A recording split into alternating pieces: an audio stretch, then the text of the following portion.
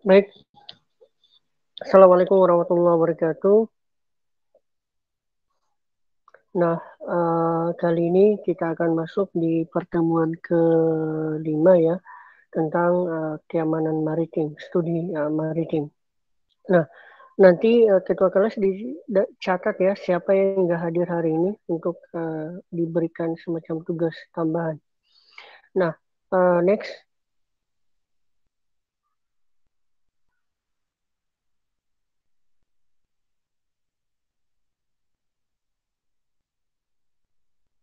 ini sudah slideshow. Nggak bisa di slideshow gitu mas, jadi ke bawah. Oke.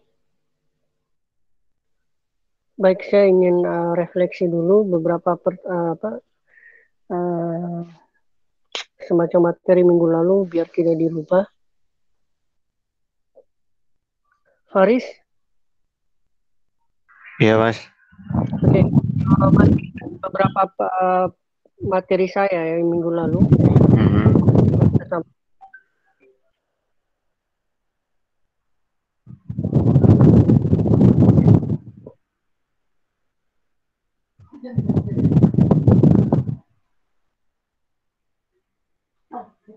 Masih ingat materi saya minggu lalu apa yang saya sampaikan? Tentang apa namanya maritim security dan maritim safety kemarin. Oke, Terkait itu terus peluang dan tantangan. apa itu? Apa yang dimaksud dengan maritime security dan maritime safety? Kalau sepemahaman saya sih sebenarnya kalau maritim safety itu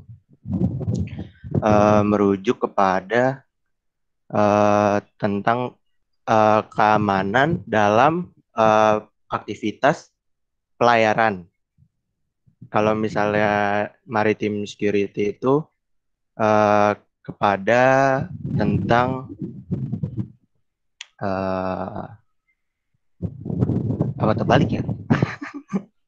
Agak lupa lagi. Sebentar mas, saya buka ini lagi kemarin. Nah ini deh.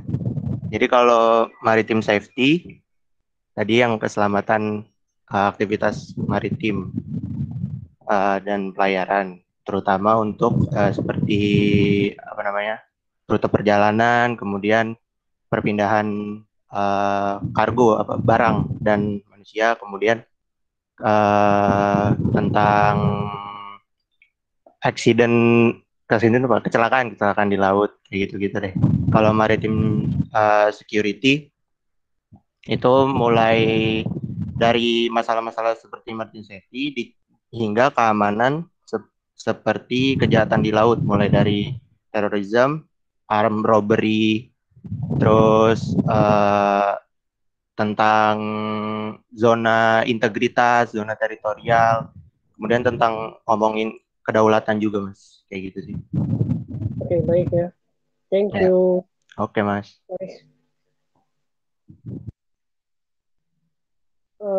Kemudian Vika. Vika hadir? Vika? Kita ini ada sekitar 40 orang, tapi ini belum semua hadir ini. Vika dan Nur, Intan. Vika hadir?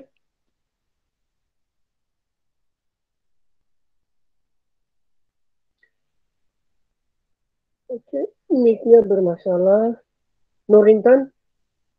Hadir, Mas. Oke.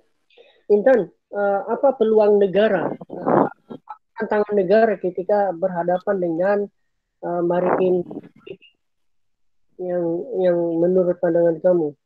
Sedangkan begawan, begawan kita ada nggak? Begawan kita? Begawan? Iya hadir mas, maaf sebelumnya saya lagi di luar. Kan ada kelas hari ini. Iya saya lagi di rumah sakit.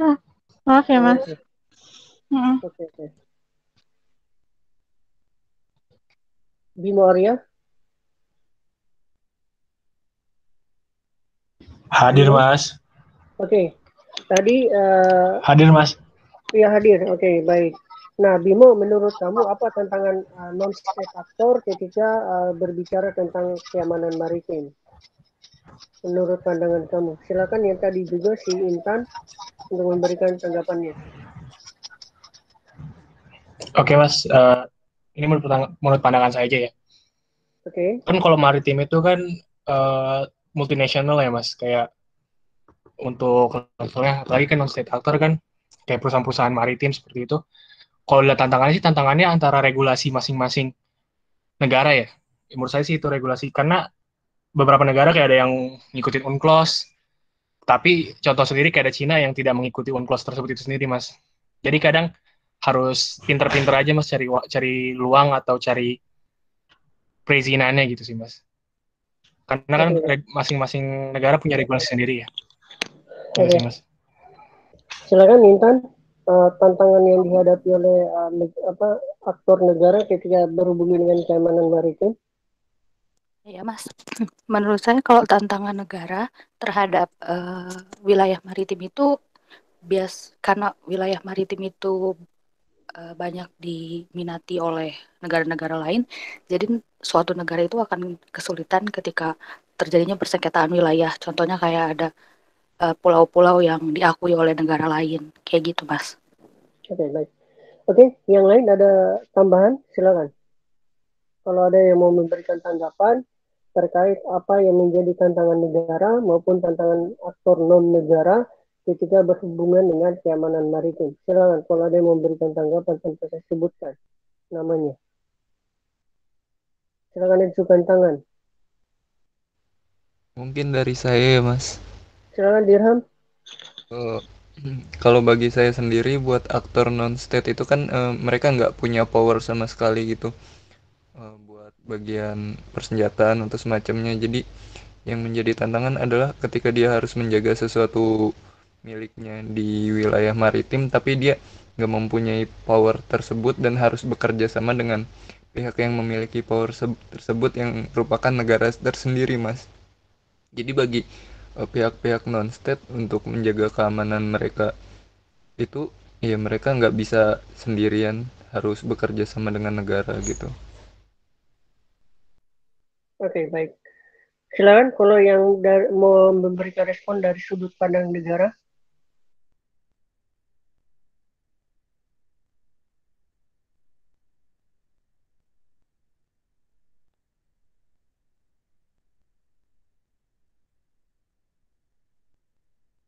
Oke, baik.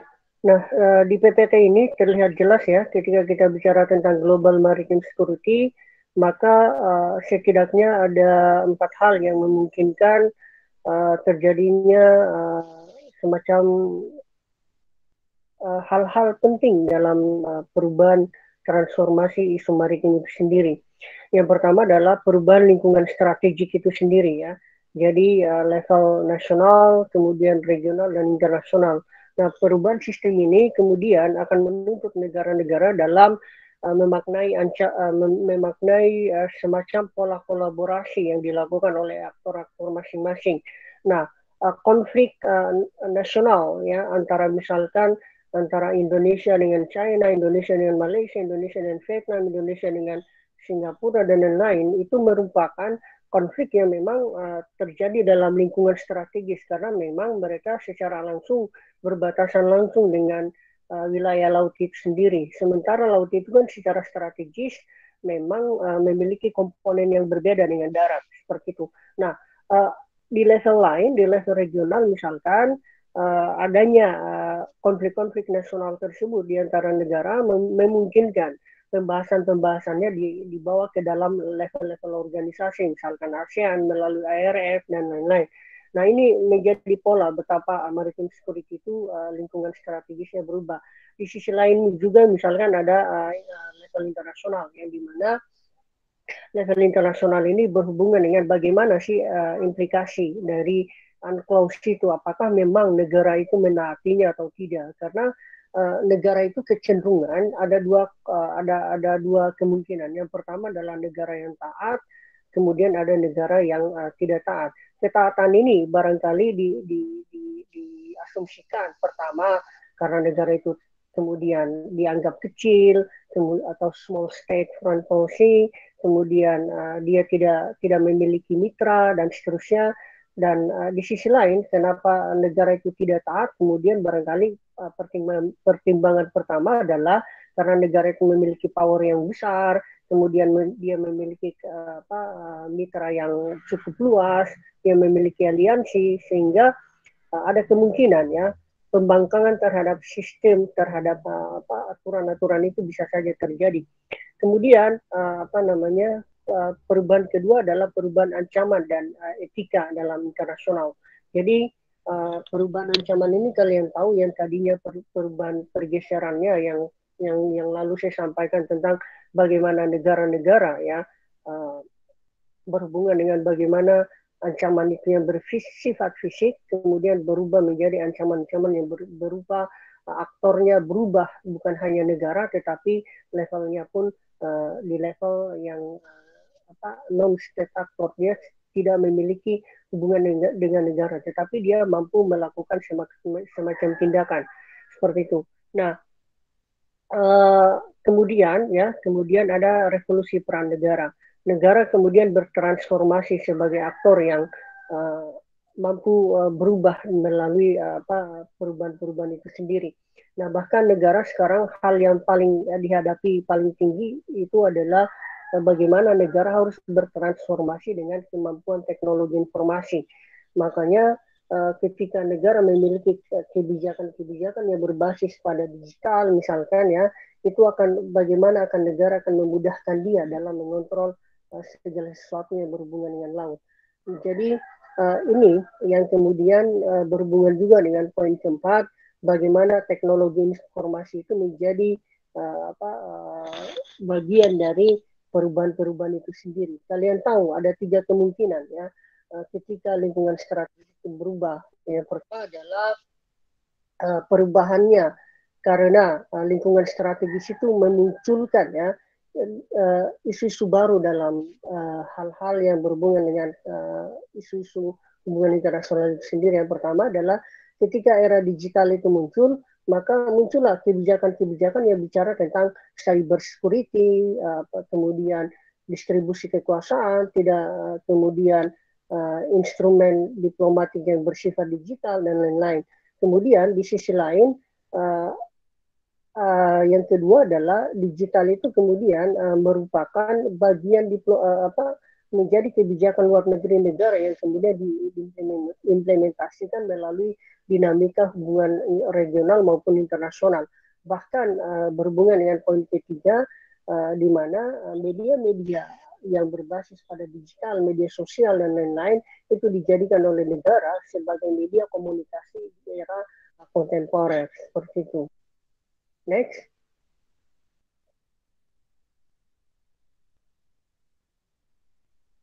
Nah, di sini ya kita bicara tentang lingkungan strategis itu sendiri. Yang pertama adalah laut, kita bicara juga darat ya. Di sini laut dan darat itu kemudian kita sebut dengan peristiwa bagaimana negara memaknai lingkungan darat maupun lingkungan laut itu sebagai geo atau kebumian, sesuatu yang ada di bumi, kemudian diartikulasikan ya, dimanfaatkan dalam konteks kemampuan negara yang memiliki instrumen politik. Memiliki instrumen politik, kemudian memiliki instrumen kekuasaan, memiliki instrumen militeristik, sehingga segala sesuatu yang ada di laut, segala sesuatu yang ada di darat itu bisa dimanfaatkan untuk kepentingan negara tersebut. Next. Makanya ya secara teoritik ya kalau kita bicara pola hubungan internasional terutama yang dikaitkan dengan hubungan internasional itu sendiri, maka di sini terlihat jelas ya bagaimana geografi, bagaimana geopolitik itu akan menentukan bagaimana hubungan internasional itu diperankan oleh negara-negara. Bahkan peran sosiopolitik, ilmu negara dan lain-lain itu akan menentukan bagaimana artikulasi ini diperankan oleh negara baik di lingkungan darat maupun lingkungan laut. Next. Nah, di sisi lainnya, misalkan geografi politik ini yang berhubungan dengan darat akan berhubungan pada dua hal. Yang pertama, human geography itu berhubungan dengan people, state, dan territory. Kemudian physical feature itu berhubungan dengan bagaimana lingkungan strategisnya, kemudian bagaimana negara itu memanfaatkan powernya, kemudian bagaimana negara memaknai dirinya sebagai makhluk yang membutuhkan ruang untuk terus bertahan, seperti itu. Nah, next. Nah, di sini jelas ya, Alfred Temahan, kemudian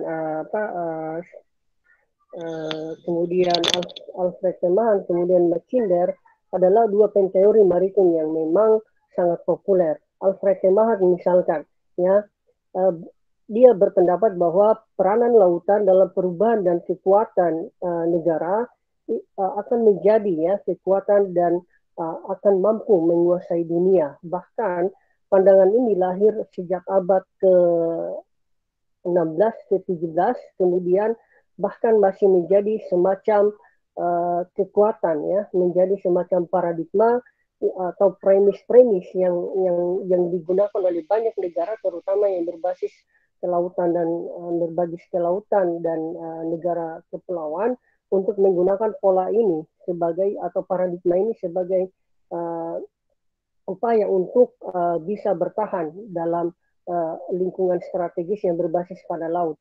Hal ini pernah dicoba oleh Inggris, pernah dicoba oleh Amerika, Belgia, kemudian apalagi Prancis dan lain-lain, itu termasuk Belanda, yaitu membuktikan betapa laut itu menjadi lingkungan strategis yang akan terus menjadi bagian dalam hubungan internasional yang akan diperdebatkan.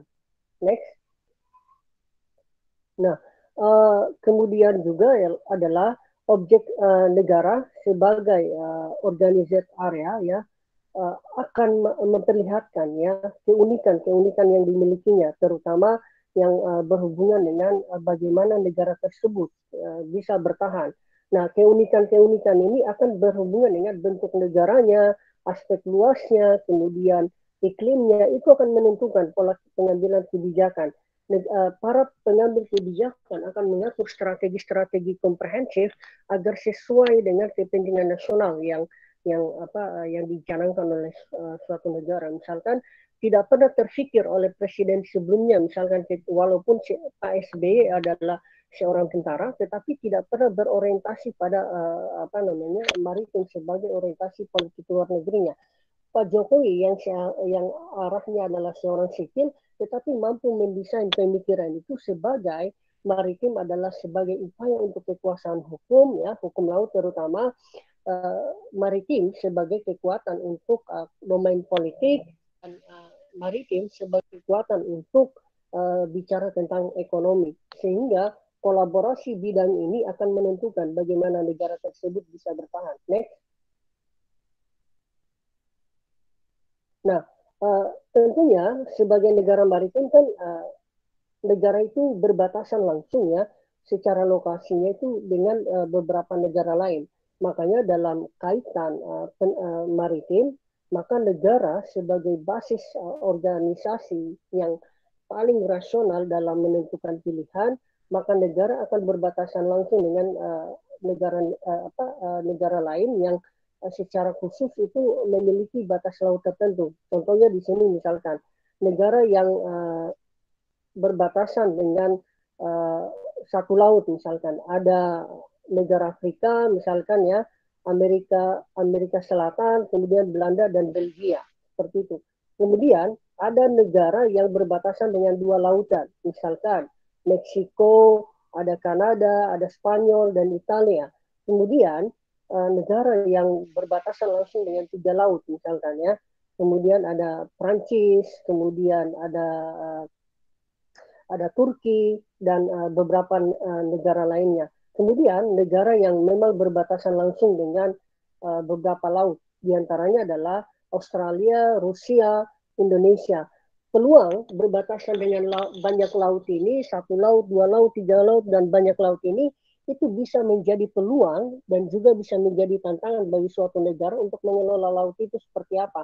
Kebijakan strategis, kemampuan teknologi, kemampuan distribusi kekuasaan, kekuatan militer, kekuatan ekonomi, ini akan menentukan bagaimana mengelola yang tadinya satu laut bisa menjadi devisa, dua laut menjadi pendapatan, tiga laut bisa menjadi sumber kekuatan negara, dan bahkan banyak laut bisa mendapatkan banyak keuntungan. Tetapi di sisi lain juga kalau tidak ini dikontrol dengan baik atau ketidakmampuan negara memiliki instrumen-instrumen yang bisa dimanfaatkan untuk mengelola laut-laut ini, maka berpotensi menjadi tantangan atau menjadi hambatan dalam pengelolaan laut itu sendiri sebagai sumber devisa negara.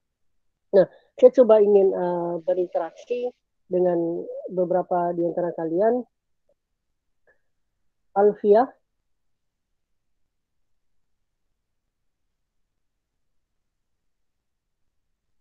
hadir? Oke, Dewi dicatat ya, yang saya panggil nggak ada nama, nggak menyahut, silakan dicatat. Kemudian Emilio. Hadir, Mas. Oke, Emilio sabar ya. Sebentar saya sampaikan pertanyaannya. Kemudian Nabila Fahri.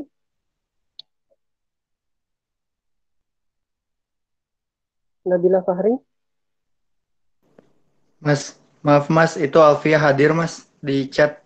Dia ngetik Mas. Oke. Nabila Fahri.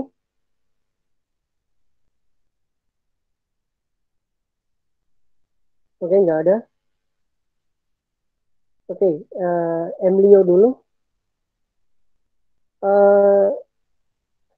Menurut kamu, apakah misalkan apa kira-kira yang menjadi semacam peluang bagi suatu negara ketika dia berbatasan dengan banyak laut seperti itu? Yang pasti karena kan ada yang namanya zona ekonomi eksklusif, terus laut teritorial gitu Mas. Kalau misalnya dia satu negara berbatasan dengan banyak laut, ya otomatis dia bisa ZEE dan laut teritorial itu jadi lebih luas buat mereka, dan bisa tentunya lebih banyak sumber daya yang ada di laut yang bisa mereka manfaatkan untuk negara tersebut.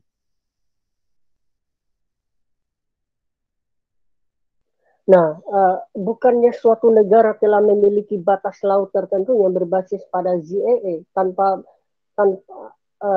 dengan batas banyak laut pun ZEE itu sudah menjadi hak mutlak suatu negara.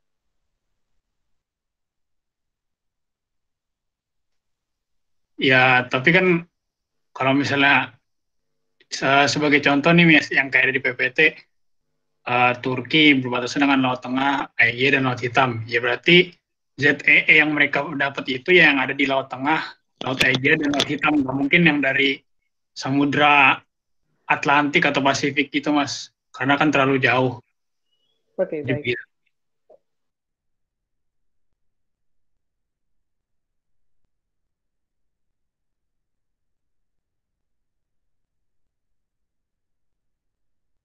Rena?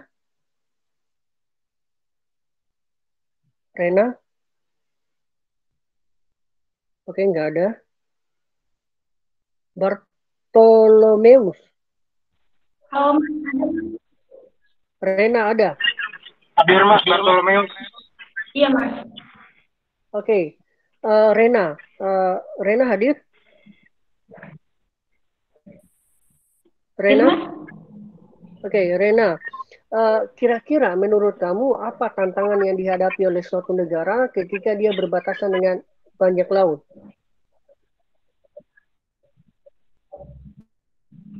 Dengan banyak laut.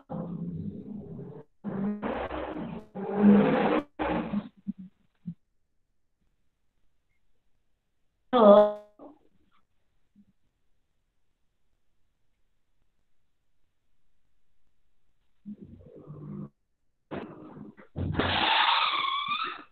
Halo, Mas. Mas, halo? Iya, silakan. Saya bilang apa tantangan yang dihadapi oleh negara ketika dia berbatasan dengan banyak laut. Dengan banyak laut. Oh, alah. Ini Mas, kalau menurut saya, kalau dengan banyak itu berarti sama seperti Emilio Ramos mungkin ya. Jadi dia tantangannya adalah bagaimana suatu negara berhadapan dengan lintas batas. Nah, terus juga bagaimana sebuah negara mengatasi pencurian atau ini apa namanya pengambilan ikan dengan cara yang ilegal seperti yang telah dilakukan Indonesia gitu loh Mas. Seperti yang maksudnya seperti yang telah dialami oleh Indonesia. Seperti itu Mas. Oke. Mas, suara saya ada nggak? Soalnya di sini sinyalnya lagi jelek Mas. Oke, suaranya kedengaran. Next. Nah, tadi saya slide kedua atau ketiga gitu ya, saya sampaikan bahwa negara memiliki semacam bentuk yang berbeda dalam polanya masing-masing ya. Misalkan bentuk negara itu kan seperti tadi saya bilang iklimnya, kemudian bentuk negaranya, lokasinya itu akan menentukan bagaimana negara itu bisa hidup dan bisa menentukan suatu keputusan tertentu. Nah, misalnya di sini ada bentuk negara yang konteksnya maritim itu disebut dengan konteks, yaitu bentuk yang tidak terpisah ya dari wilayah lautan ya. Contohnya misalkan Swiss, Rumania dan Hungaria ya dan India. Ini menjadi negara yang kalau secara geopolitik itu disebut dengan negara yang bentuk kompleks.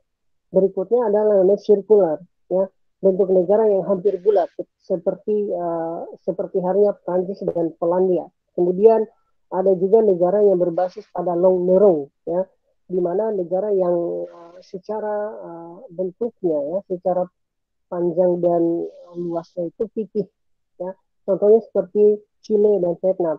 Yang kemudian yang terakhir adalah ada negara yang kemudian divided dan separated. Jadi negara yang pola ini adalah negara yang mampu ya terpisah dengan lautan dan dipotong oleh negara lain.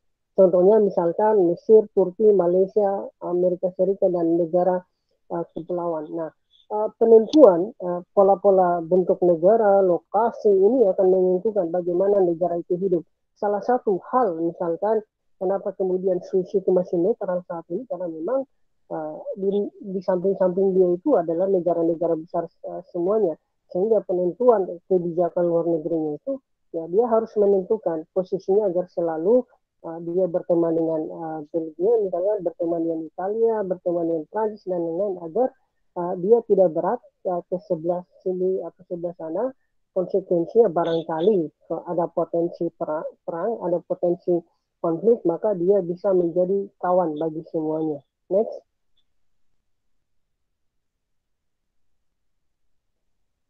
Makanya ya suatu negara secara doktrin dalam memahami bagaimana maritim itu sebagai sebuah konsepsi, ada 4 konsepsi di sini. Yang pertama adalah konsepsi ruang, di mana para negara itu, para aktor negara itu akan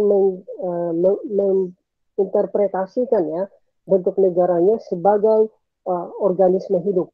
Jadi sebagai negara yang mampu bertahan, maka dia harus memiliki ruang ya, sehingga ruang ini bisa saja bertambah, bisa saja berkurang. Kenapa kemudian dalam perspektif ini negara itu kemudian melakukan ekspansionis? Kemudian karena memang negara membutuhkan ruang untuk hidup seperti itu, membutuhkan ruang ekspansi dan membutuhkan ruang untuk memperlebar kekuasaan. Yang kedua adalah konsepsi frontier, di mana negara itu memiliki konsekuensi kebutuhan. Jadi dia karena dia adalah seorang makhluk hidup, maka dia kebutuhan itu akan semakin luas. Semakin luas negara tersebut yang dibatasi oleh beberapa negara lain, maka dituntut kemampuan kebutuhannya pun agar bisa mengontrol lingkungan yang ada di sekitarnya.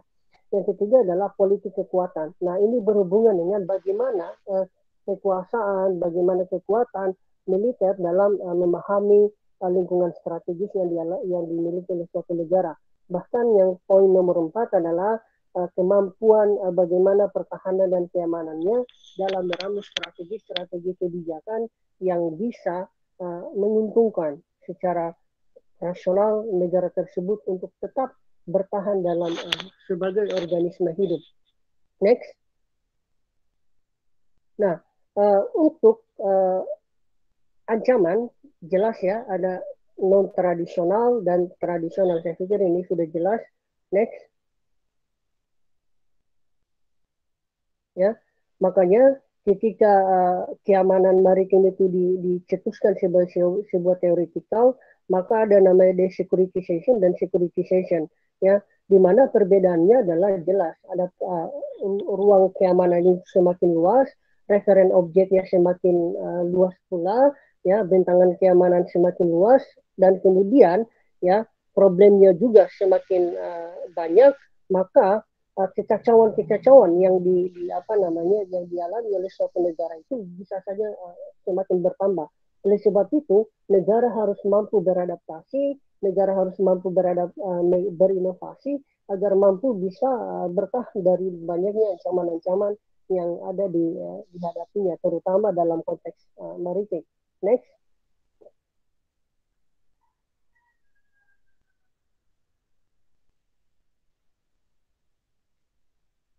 Next. Nah, revolusi peran negara seperti apa ya? Revolusi peran negara adalah perannya itu berhubungan dengan kebijakan, ya. Yang kedua, peran negara itu berhubungan dengan penentuan kawan atau lawan dalam konteks multi aktor. Jadi ketika negara memahami dirinya sebagai aktor yang rasional, maka dia tentunya akan berupaya sekuat mungkin agar merumuskan perannya atau kebijakannya itu relevan, tidak mencari musuh, juga tidak mencari konfliktual. Oleh sebab itu, negara yang baik adalah negara yang mampu memiliki kawan atau memiliki banyak teman, sehingga kolaborasi, koordinasi itu bisa dilakukan dengan lebih baik. Next. Teknologi informasi saya pikir jelas bagaimana saat ini kita mengalami banyak perubahan-perubahan di era teknologi informasi ini. Dalam konteks maritim pun ya, kekuasaan yang berbasis pada jaringan ya, ini akan sangat menentukan bagaimana hubungan internasional, terutama konteks maritim ini berhubungan dengan instrumen kekuasaan yang berbasis pada teknologi informasi ya. Bagaimana negara ya menciptakan flow, webs dan connectivity dan networking kepada negara-negara lainnya. Makanya dalam konteks maritim, coba lihat slide selanjutnya, ada semacam pola yang dimiliki oleh suatu negara ya ketika berhubungan dengan geografis ya, ilmu geografis dihubungkan dengan teknologi informasi. Nah, ada namanya C4. Bukan di slide ini, next. Ya, ini di mana ada namanya C4 ya. C4 di sini adalah common, control, communication dan communication dan computer processing ya. Jadi bahkan ditambah satu ada namanya intelligence. Jadi pola inilah yang kemudian yang dimainkan oleh suatu negara agar mampu memahami lingkungan strategis seperti apa. Jadi 4 pola perubahan global maritime security tadi berhubungan dengan sistem internasionalnya, berhubungan dengan revolusi peran negara, kemudian ancaman yang semakin berubah, dan teknologi informasi yang memaknai bagaimana hubungan internasional dalam konteks maritim ini juga menambah dinamikanya, semua memiliki pengaruh masing-masing. Makanya kalau kita kaitkan hari ini dengan global security maritim ini dalam konteks keamanan non-tradisional, maka analisisnya adalah next, analisisnya adalah ya berhubungan dengan responsif, ya respon yang dilakukan oleh suatu negara yang saya ambil melalui pendekatan UNDP. Ya, UNDP bertanya tentang security for whom. Jadi keamanan itu dari siapa? Ya, artinya bahwa kemudian security for what value, kemudian security with what trade, kemudian security by means. Jadi kalau kita lihat di sini ya, misalnya yang pola nomor 4, ya, nomor B misalkan security what value. Jadi di sini pada intinya analisisnya kita mencoba keamanan maritim itu dihubungkan dengan nilai kualitas ancaman seperti itu. Misalkan kita kalkulasi ya ancaman misalkan ancaman perompakan ya di laut ini misalkan laut Sulu. Nilai ancamannya itu seperti apa ya? Nilai ancamannya itu seperti apa? Nah, nilai ancamannya kemudian kita analisis ya responsifnya itu seperti apa. Kita akan kalkulasi ya sebab-sebab ancamannya seperti apa, kemudian sebab ancaman seperti apa, konsekuensinya bagaimana. Nah, konsekuensi inilah kemudian yang kita petakan. Misalkan kalau kita hitung angka dari 1 sampai 10, maka sifat value-nya itu, nilai ancamannya itu sampai di mana. Misalkan contoh, misalkan ancaman ya yang terjadi di Laut Sulu misalkan, itu kan tingkat ancamannya, tingkat nilai ancamannya itu sudah sangat tinggi. Bahkan beberapa waktu lalu ada salah satu nelayan kita ya yang ditangkap lagi di sana dan sudah alhamdulillah sudah dikembalikan. Dan tahukah Anda ya, kebanyakan mereka yang ditangkap di Laut Sulu itu adalah orang Buton. Karena memang orang Buton itu memiliki karakter berlayar yang cukup tinggi. Karena selain orang Buton ada orang Mandar ya, kemudian ada orang Sulawesi Selatan, kemudian ada orang Bajau ya yang memiliki tradisi maritim. Nah, inilah mereka yang menjadi filosofi-filosofi dalam nilai-nilai keamanan maritim. Contohnya seperti tadi ya, kalau misalkan ancamannya misalkan dari angka 1 sampai 10 misalkan tingkat ancamannya itu misalkan 8, maka responsifnya akan semakin meningkat saja. Meningkat misalkan bisa menggunakan pendekatan militeristik seperti itu. Tapi kalau misalkan ancamannya tidak terlalu mengganggu stabilitas, maka pendekatan diplomatik mungkin barangkali lebih rasional. Oleh sebab itu, security for whom itu akan dilihat siapa yang mengancam, bagaimana kekuatannya, bagaimana kekuasaannya. Nah, ancaman ini kemudian itulah datangnya dari mana, ya? Apakah datangnya dari luar, apakah datangnya dari dalam, seperti itu. Bahkan kita juga akan menilai ancaman itu, ya, ancaman itu maksudnya apa? Apakah misalnya untuk kepentingan ekonomi, kepentingan politik, dan seterusnya, seperti itu. Nah, berhubungan dengan teori ini, operasionalnya, ya, operasional teoretikal ini, karena kita berhubungan dengan ancaman keamanan non tradisional, ya, tentunya ya seperti sudah didefinisikan sebelumnya bahwa keamanan maritim itu sesuai dengan pendapat PBB itu memiliki 3 domain. Yang pertama adalah terorisme activity, kedua adalah peredaran narkotika secara ilegal, kemudian yang terakhir itu adalah keamanan atau kenyamanan dan keselamatan pelayaran di laut. Nah, saya coba kasih salah satu contoh ya yang berhubungan dengan ancaman keamanan maritim itu sendiri yang berbasis pada non tradisional. Next. Nah, ini salah satu ya ancaman bagaimana faktor geopolitis ya. Jadi seperti saya sudah bilang tadi bahwa konsekuensi negara yang memiliki batas laut adalah geopolitiknya itu justru semakin memungkinkan ancaman geopolitik melalui laut itu semakin luas seperti itu. Nah, di sini saya kasih contoh ya, salah satu ancaman keamanan maritim yang cukup menyita perhatian kita adalah ancaman narkotika ya. Data BNN itu menyatakan bahwa ada kemungkinan sampai 2020 pengguna narkoba di Indonesia itu bisa sampai 6 juta orang. Nah, itu cukup besar dan itu akan sangat kita tidak akan berhubungan dengan konsekuensi besar dalam bidang ekonomi, sosial, politik, budaya dan lain-lain. Konsekuensinya apa? Itu akan merubah bagaimana generasi bangsa ini ke depannya. Nah, menurut Gun Gun Gunadi menyampaikan bahwa sebagian besar ya peredaran narkotika yang masuk di Indonesia itu adalah melalui faktor geopolitis. Faktor geopolitis ini apa? Yaitu gara-gara wilayah Indonesia adalah laut. Jadi saya bilang tadi, karena memang Indonesia adalah negara yang memiliki batas laut yang terpisah-pisah sesuai peta yang ada di gambar ini, maka konsekuensinya juga akan memudahkan alur dan jalur peredaran narkotika melalui Indonesia.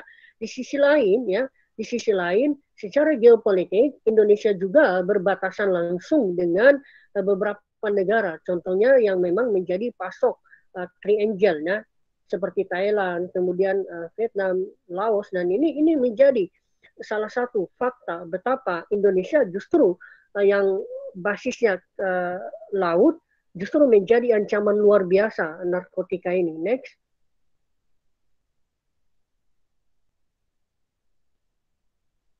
Nah, terkait datanya kalian bisa dapatkan di ini ya, beberapa website ya. Tetapi pada intinya kalau misalkan data tentang narkotika, intinya itu persoalan ini yang saya bilang tadi security by value ya. Security by value itu tingkat tingkat ketinggian ya atau malignansi dari masalah ini sudah pada tataran akut.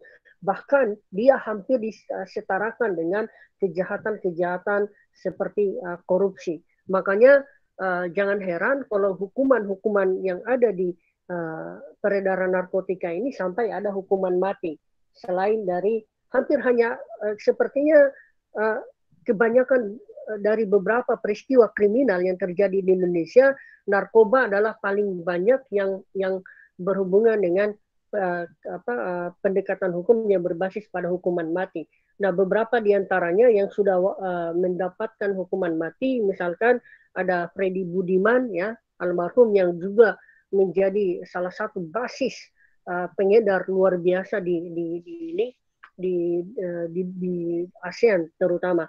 Nah, di sini saya coba memberikan beberapa peta bagaimana alur peredaran narkotika itu sendiri ya. Misalkan di sini ya, di Sumut misalkan ya. Sumut ada Teluk Nibung, kemudian Dumai ya, kemudian kemudian Balai Karimun, Teluk Sibung, nah, ini jadi memang para pengedar ini sudah tahu bagaimana pola-pola peredaran narkotika itu. Nah, misalkan di Kepulauan Riau ya, Kepulauan Riau ada Tanjung Pinang, ada Batam, kemudian ada Sri Bintang Pura. Ini menjadi bagian-bagian dari alur-alur itu sampai pada ke Jakarta, Tanjung Priok. Nah, jadi korelasi antar pelabuhan ini, korelasi antar koneksi antar pelabuhan ini akan menentukan bagaimana alur tersebut. Nah, bahkan mereka itu sudah berkoneksi satu sama lain. Bahkan kalau kita bicara tentang alurnya ya, dari level internasional misalkan ya, ini misalkan ada Port Klang ya, sampai ke Dumai. Dumai itu Sumatera Utara. Kemudian ada lagi misalkan jalur lain, misalkan Iran, Taiwan, Tanjung Priok. Ada juga jalur lain nomor 3 misalkan Johor Bahru, Tanjung Balai Karimun, dan alur lain misalkan ada Singapura Batam, ada Malaka Bengkalis, ada Malaka Dumai, ada Port Klang Dumai, dan seterusnya. Ini membuktikan betapa peredaran narkotika selain dia menjadi kejahatan transnasional, dia adalah juga menjadi kejahatan yang cukup menyita perhatian masyarakat internasional dan juga menyita perhatian negara. Next. Nah, ini kita bicara tentang keuntungannya ya, keuntungan yang bisa didapatkan ya dari dampak-dampak dari peredaran narkoba itu. Nah, ini kalian bisa lihat di ada jenis-jenis, ada pecandu suntik dan seterusnya. Intinya ini kalian bisa lihat di BNN. Next saja. Kemudian dari sisi ekonomi ya, dari sisi ekonomi tentunya ini sudah sangat luar biasa juga, bahkan prediksi ya, beberapa analis mengingatkan bahwa keuntungan yang didapatkan dari narkotika ini bisa sampai 12 sampai 40 triliun setiap tahun. Makanya narkotika ini menjadi basis yang cukup besar bagi ancaman keamanan maritim, dan laut itu menjadi akses yang bukan hanya menjadi keuntungan buat para pengedar, tetapi mempermudah juga buat mereka agar bisa mengedarkan mengedarkan narkotika yang mereka punya. Next. Nah, ini alurnya, bagaimana pola peredarannya ya, dari suatu wilayah ke wilayah lain, misalnya Ganja, Aceh, Medan, dan seterusnya. Ini membuktikan betapa alur peredaran narkotika ini sangat transnasional atau tersistem ya. Next lagi. Nah, ini dalam konteks kenegaraan ya, regional, misalkan misalkan dari Pakistan tembus ke Bangkok, tembus ke Kuala Lumpur, sampai ke Denpasar, sampai ke Australia ya. Betapa memang ini sangat terstruktur pola peredarannya. Next lagi. Nah, bahkan ya pola perdagangan internasionalnya itu sudah terbentuk seperti ini. Misalkan ada Bangkok, ada Bali, ada Surabaya, ada Medan, kemudian Jakarta. Kemudian di level lain misalkan ada Karachi, kemudian ada New Delhi, ada Dubai, Singapura, Nepal, Batam, kemudian Surabaya sampai ke Jakarta. Nah, inilah fakta-fakta kejahatan transnasional yang dimaksud oleh keamanan maritim itu, yang berhubungan dengan peredaran narkotika di level regional, di level nasional, di level regional, bahkan level internasional seperti itu. Nah, di nextnya ini ada tentang ancaman ada ancaman tentang plastik. Saya pikir ini sering kita bahas. Silakan saja dibaca. Intinya seperti itu, bahwa yang tadi ya, perubahan ancaman dalam global security maritim ini disebabkan ada sistem internasional, perubahan peran negara, ancaman yang semakin kompleks, dan teknologi informasi. Konsekuensinya apa? Ancaman-ancaman itu kemudian mempermudah akses, mempermudah jalur agar terjadinya peredaran-peredaran yang kita sampaikan di sini adalah narkotika, itu mudah untuk menjadi bahan yang bisa menjadi semacam ancaman, bukan hanya untuk negara, tetapi untuk kemanusiaan. Saya pikir itu dari saya. Kalau ada pertanyaan silakan. Kalau ada pertanyaan dan tambahan silakan.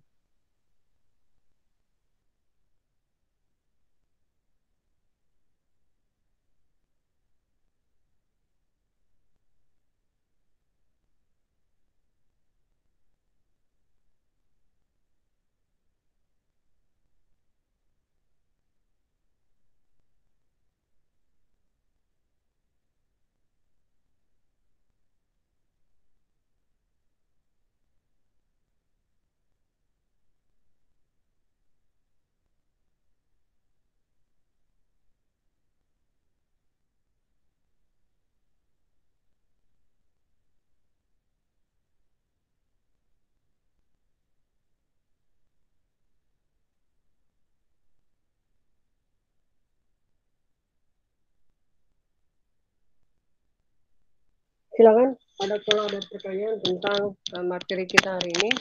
Intinya ancaman keamanan maritim itu sangat kompleks, ada sangat banyak ya, tetapi tidak mungkin kita bahas satu-satu. Saya cuma ingin membahas sesuai dengan tema atau apa yang sudah disampaikan oleh Sekjen PBB, bahwa salah satu ancaman yang krusial dalam keamanan maritim itu adalah narkotika, peredaran narkotika, selain ancaman teroris dan keselamatan kapal. Silakan kalau ada pertanyaan.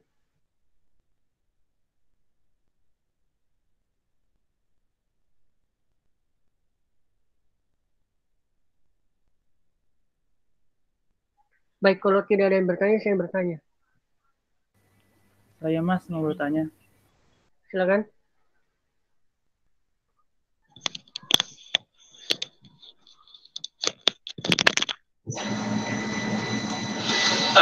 Sebenarnya saya ingin menanyakan sih Mas mengenai isu keamanan maritim yang non tradisional ini, karena kalau saya lihat tuh salah satu contohnya itu kan illegal fishing ya, atau IUUF. Saya ingin bertanya kenapa sih difokuskan itu ke illegal fishing ya, padahal kan masalah laten atau masalah utama yang dihadapi sekarang itu berkaitan tentang overfishing, di mana overfishing tersebut secara nyata itu memberikan dampak yang sangat buruk, mengancam ekosistem di laut, bahkan lebih parah dari ancaman dari sampah plastik itu sendiri. Kira-kira kenapa ya Mas? Contohnya saya ambil contoh yang di Jepang nih Mas, mengenai mafia ikan tuna, di mana seperti yang diketahui ikan tuna itu merupakan salah satu komoditas yang tertinggi, maksudnya yang mahal tuh, yang sering diperjualbelikan di Jepang itu sendiri, dan bahkan sampai dilelang-lelang dengan harga yang tinggi. Dalam proses penangkapan ikan tuna itu ya tentu melakukan overfishing, dalam artian menangkap ikan tuna yang berlebihan. Nah, salah satu praktek untuk mendukung penangkapan ikan tuna ini, salah satunya ialah dengan membunuh atau menangkap lumba-lumba yang dianggap sebagai hama di lautan yang dapat mengancam ikan tuna ini. Nah, kan dapat diketahui kan praktek tersebut kayak apa ya? Kayak ilegal gitu kan, kayak tidak manusiawi, juga merugikan ekosistem di laut itu sendiri. Ya saya kira kayak gitu sih Mas. Jadi ya kenapa sih banyak yang di highlight itu mengenai illegal fishing yang ibaratnya kayak bukan cuman ya, mungkin karena wilayah kedaulatan suatu negara itu diganggu, makanya di highlight kan illegal fishing ini. Kemudian mengenai overfishing yang dilakukan oleh berbagai negara-negara di dunia, yang salah satu contohnya ya Jepang yang tadi sudah saya sebutkan ini, justru tidak di highlight itu. Terima kasih Mas. Baik, pertama adalah kalau ya, misal kalau kita secara teoritik ya, secara analisis, kalau kita benturkan kepentingan ekonomi dengan kepentingan lingkungan, saya pikir para yang mengutamakan kepentingan ekonomi itu akan lebih agresif, bahkan lebih tidak mau dipikirkan dari sudut pandang lingkungan. Nah, sudah jelas kan kalau misalkan overfishing, kemudian penangkapan ikan ya, penangkapan ikan yang berbasis pada penggunaan alat-alat yang tidak sesuai dengan aturan, maka secara tidak langsung pertama bukan hanya mengancam ikannya itu sendiri, tetapi juga mengancam tempat hidup dari ikan itu sendiri. Bahkan bukan hanya ikan yang terancam, tetapi terumbu karang dan lain-lain, maka ini akan mengancam secara non-tradisional. Nah, terkait overfishing memang tadi Jepang itu menjadi salah satu negara yang menggunakan, yang memanfaatkan ikan tuna, karena memang ikan tuna ini menjadi salah satu ikan yang cukup enak seperti itu ya. Jadi ketika dia dan sumber dari ikan tuna itu adanya di Indonesia ya, bahkan ikan ikan hiu yang siripnya dipotong ya, yang lalu misalkan ada di Jawa di mana beberapa ikan lumba-lumba itu mati ya, itu membuktikan betapa ikan ini memang menjadi sumber daya atau semacam sumber pendapatan yang cukup jelas. Nah, terkait dengan bagaimana upaya, bagaimana hal yang harus dilakukan oleh suatu negara dalam upaya illegal fishing dan terjadi overfishing ini dan menjaga lingkungan, saya pikir memang pendekatannya adalah kolaborasi. Karena pertama adalah yang melakukan illegal fishing itu kan adalah mereka penyuruh ya, atau bukan dari perusahaannya, tetapi adalah mereka nelayan-nelayan tradisional yang disuruh oleh para perusahaan itu untuk mencari ikan, karena memang secara tidak langsung mereka akan menjadi penadah seperti itu. Jadi memang nelayan-nelayan kecil ini tidak memiliki kontrak signifikan, tetapi para perusahaan besar itu hanya menjadi istilahnya itu ada namanya tempat pelelangan ikan atau tempat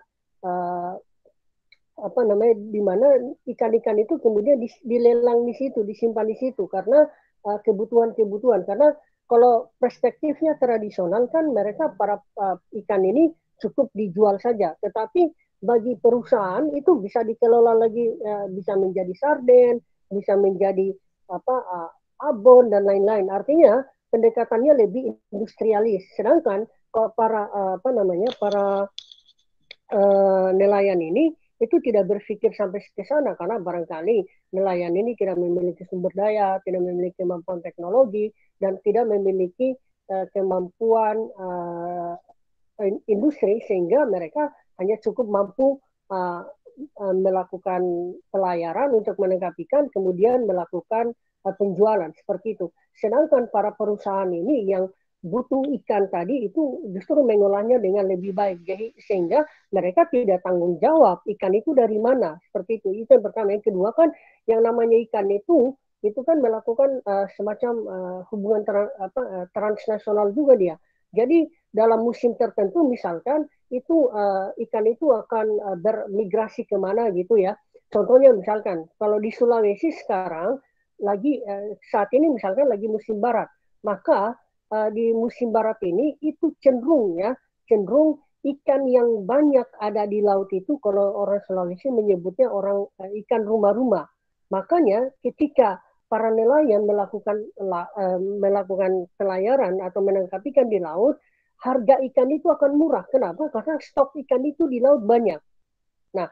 Nah, untuk mengelola hal tersebut, kemudian para nelayan ini kan menggunakan hal-hal yang memang tidak sesuai dengan aturan. Contohnya menggunakan bom, sehingga yang tadinya yang para pengambil ikan ini menggunakan alat-alat tangkap yang tidak disesuaikan dengan aturan, maka akan berbenturan dengan pendekatan lingkungan. Karena pendekatan lingkungan kan mengharapkan bahwa laut harus dijaga, sumber ekosistemnya harus dijaga, sehingga bisa ada regenerasi. Bahkan ada perjanjian Stockholm di mana negara-negara yang berbasis pada laut itu berupaya untuk menjaga lautnya berbasis pada pendekatan lingkungan. Tetapi faktanya di lapangan kan para nelayan ini kan kalau tidak mencari ikan dengan cara seperti itu, sampai kapan mereka mau mendapatkan mendapatkan ikan yang banyak dengan mengebom seperti itu.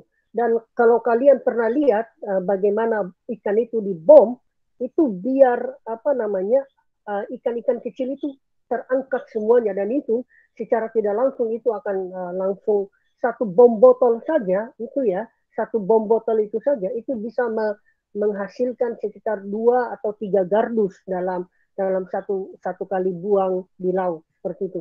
Jadi memang akan terjadi benturan antara pendekatan ekonomi dengan pendekatan lingkungan. Oleh sebab itu, untuk menyikapi hal ini, overfishing dan lain-lain, maka negara harus menciptakan aturan-aturan agar pengelolaan ikan itu,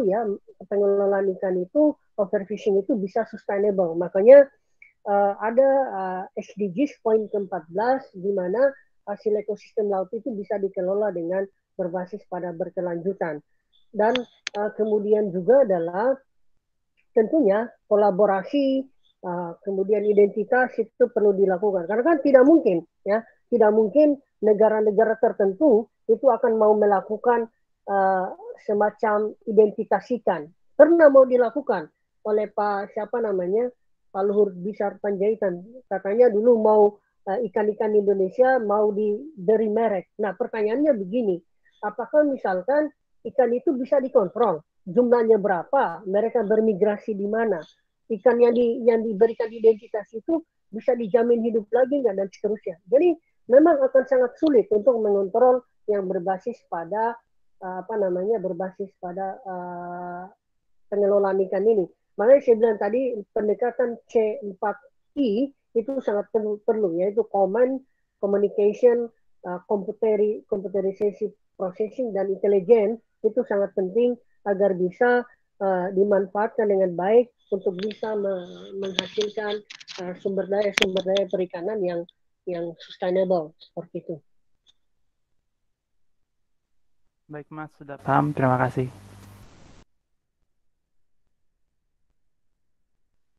Silakan kalau ada pertanyaan lagi.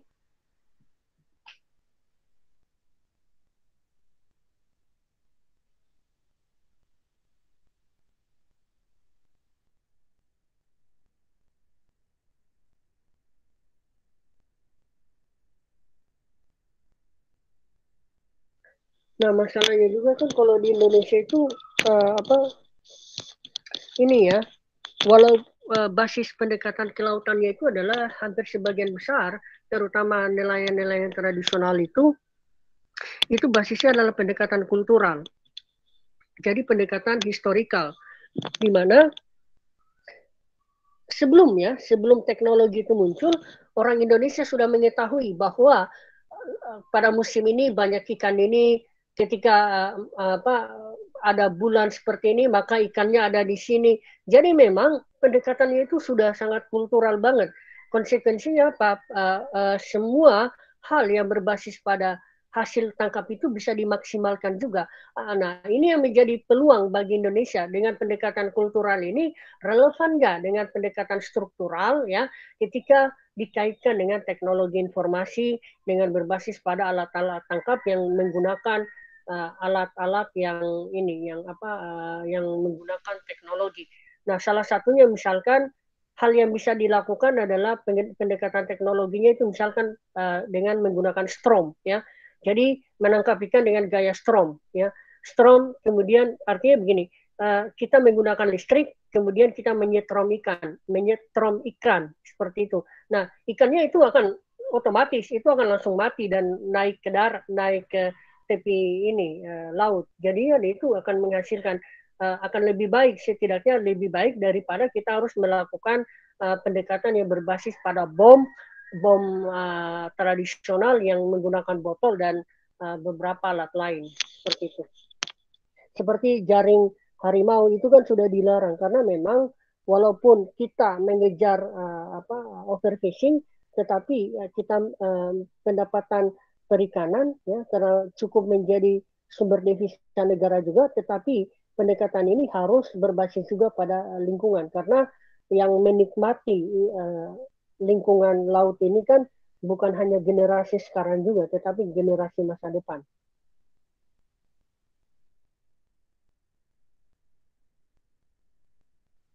Seperti itu. Ada lagi pertanyaan? Silakan.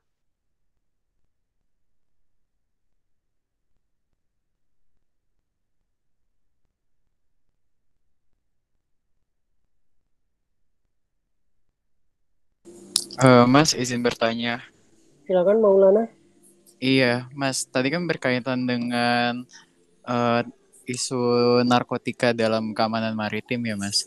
Nah, kalau misalnya kita perhatikan gitu ya, bahwa di Indonesia sendiri yang menangani mengenai kejahatan mengenai narkotika di wilayah perairan atau di wilayah maritim itu kan banyak banget institusi yang terlibatnya. Kadang ada yang melibatkan dari misalnya TNI AL, lalu misalnya di kasus lain misalnya ditangani oleh Pol Air, lalu di sisi lain juga misal bisa juga oleh KLKP atau institusi-institusi lain yang memang mempunyai kewenangan di wilayah maritim.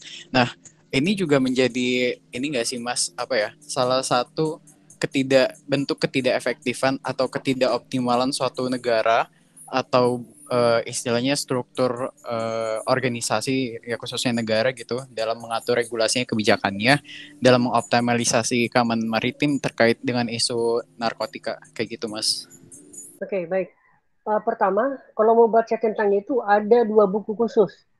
Yang pertama adalah Koordinasi Lintas Sektoral ya, karangan Diki Munaf dan kawan-kawan, terbitan 2015 ya, 2015 Gramedia ya. Kemudian Komando Koordinasi Keamanan Laut. Nah itu pengarangnya sama. Poinnya adalah di buku itu menceritakan juga memang banyak yang mengurusi tentang maritim ini. Setidaknya ada 13 atau 14 institusi lah yang berhubungan dengan keamanan laut ini. Kemudian melalui peraturan Presiden nomor 17 tahun 2014 tentang pembentukan Bakamla sebagai Badan Koordinasi Keamanan Laut, ya baik yang tradisional maupun non tradisional. Bakamla ini menjadi menjadi aktor yang paling mengkoordinasi semua institusi, karena memang secara aturan ya organisasi-organisasi yang disampaikan tadi itu memang saling beririsan dan saling memiliki tanggung jawab dan wewenang yang masing-masing. Tetapi ketika ada di lapangan, apakah memang mereka bisa bersinergi seperti itu? Nah, barangkali saya pernah sampaikan kalau pendekatannya organisasi ada beberapa level analisisnya seperti ini. Yang pertama adalah kita harus lihat kalau dalam pendekatan organisasi itu yang pertama adalah organisasi itu kan memiliki hubungan dengan organisasi lain seperti itu. Jadi ada hubungan vertikalnya, kemudian ada hubungan ada hubungan horizontalnya seperti itu. Yang bahayanya ya organisasi tersebut yang 13 tadi itu memiliki kepentingan yang berbeda di antara satu sama lain atau saling berebut kepentingan untuk menyelesaikan masalah. Itu yang pertama. Yang kedua, di bawah kelembagaan tertentu, misalkan Badan Keamanan Laut atau lembaga apapun itu, di bawahnya itu kan ada sub lembaga lagi. Nah, yang bahayanya lagi adalah ada sub lembaga lain juga yang memiliki tanggung jawab yang sama. Jadi menciptakan konflik struktural seperti itu. Nah, lebih kecil lagi ada individual yang mencoba mencari citra, yang mencoba mencari kekuasaan agar mendapatkan semacam reward dari pengelolaan masalah seperti itu. Konsekuensinya apa? Ketika benturan dalam konteks individual tadi, level suborganisasi, kemudian level organisasi kelembagaannya berkonflik dalam konteks upaya untuk menyelesaikan masalah, maka potensi-potensi konflik itu akan bisa saja tercipta. Ego sektoral, ego masing-masing individual ini berpotensi untuk mencari semacam reputasi atau citra agar bisa dipandang berhasil dalam suatu kebijakan tertentu. Karena kan organisasi itu dituntut untuk menghasilkan sesuatu. Makanya mereka memiliki renstra, mereka memiliki laporan, dan akan sangat sulit dan akan sangat akan sangat merugikan ketika organisasi tersebut tidak memiliki kegiatan atau tidak memiliki akselerasi dalam penyelesaian masalah. Lebih lanjut, ketika pendekatan organisasi itu kita lihat kompleksitas masalahnya seperti itu. Yang pertama adalah ada 3 variabel independen di sini. Yang pertama adalah bagaimana level kolaborasinya ya di antara untuk menyelesaikan potensi konflik itu. Apakah mereka saling berkoordinasi atau miskoordinasi? Bagaimana hubungannya, simetri atau asimetri seperti itu. Nah, variabel kedua yang kita lihat adalah tingkat kerumitan masalah, ya. Tingkat kerumitan masalahnya bagaimana atau problem solving malignancy. Nah, problem solving narkotika ini kan misalkan itu menjadi masalah akut. Nah, bagaimana caranya agar masalah ini itu bisa, kalau kita bilang, saya katakan tadi security by value, angkanya tadi tingkat analisisnya misalkan ada di poin 8, dengan melalui pendekatan kolaborasi dan koordinasi ini, kita turunkan menjadi minimal 5 atau 4. Nah itu butuh apa namanya semacam kolaborasi yang lebih komprehensif. Kemudian yang ketiga adalah bagaimana problem solving capacity-nya, bagaimana pengelolaan atau bagaimana cara menyelesaikan masalahnya. Kalau misalkan di antara mereka ada yang ibaratnya itu ada yang mencoba untuk menjadi pengecut, kalau dalam istilah game teori itu, ya maka akan sangat sulit menyelesaikan masalah. Makanya ada 3 hal yang perlu ditekankan ketika organisasi itu ada dalam potensi konflik horizontal, vertikal, konflik suborganisasi, dan konflik individual. Yang pertama adalah bagaimana setting organisasinya, seperti itu, bagaimana sumber dayanya, bagaimana tujuannya, visi misinya, dan lain-lain. Yang kedua adalah bagaimana distribusi of power-nya, bagaimana organisasi ini melakukan koordinasi, melakukan pembagian sumber daya kemampuannya itu berdasarkan potensinya masing-masing atau kompetensinya masing-masing. Yang ketiga adalah bagaimana membagi skill dan energinya, bagaimana membagi kuantitas dan kualitas masing-masing para bagian organisasi itu agar kekuatan itu atau energi itu bisa menjadi semacam kekuatan, bisa menjadi semacam instrumen yang mampu menyelesaikan masalah, dan itu akan memudahkan para pengambil kebijakan, para pengambil keputusan agar tentunya akan lebih mudah melakukan koordinasi satu sama lain. Intinya pola koordinasinya harus bersifat simetrik, tetapi yang berbahaya adalah kalau misalkan organisasi ini koordinasinya itu ada kepentingan yang terselubung, itu yang berbahaya. Saya pikir begitu dalam pendekatan organisasi.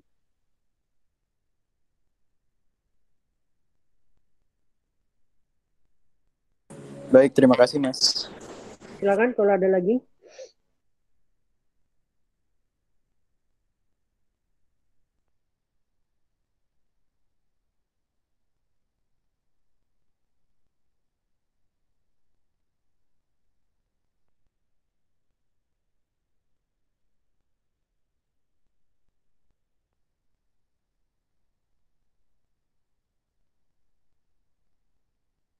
Oke. Untuk melengkapi pertemuan kita kali ini ya, pertemuan ke-5 ya, maka saya coba membuat satu pertanyaan yang harus dijawab hari ini juga. Waktunya cuma 1 jam dari sekarang sehingga kalian bisa menyelesaikannya dengan tepat waktu. Jadi tidak ada tawar-menawar lagi, waktunya cuma 1 jam. Saat ini pukul 16:48 ya. Jadi soalnya seperti apa? Yang pertama adalah apa ya peluang dan tantangan global maritime security itu ketika dikaitkan dengan era digital saat ini. Seperti itu. Jadi bagaimana peluang dan tantangan global maritime security itu dikaitkan dengan era digital saat ini. Nah, sudut pandangnya boleh peluang dan tantangannya dibagi 2, yaitu dalam aktor negara maupun aktor non-negara. Seperti itu. Silakan dipilih bagaimana proses pengelolaannya. Seperti itu. Bisa dipahami?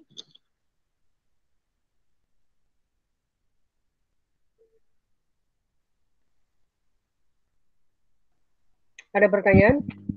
Berarti ini satu aja gitu Mas, dari sudut pandang aktor negara aja atau aktor non negara aja? Tidak, kedua-duanya harus memiliki sudut pandang. Jadi apa peluang dan tantangannya dari sudut pandang negara dan non negara dalam konteks global maritime security ini di era digital?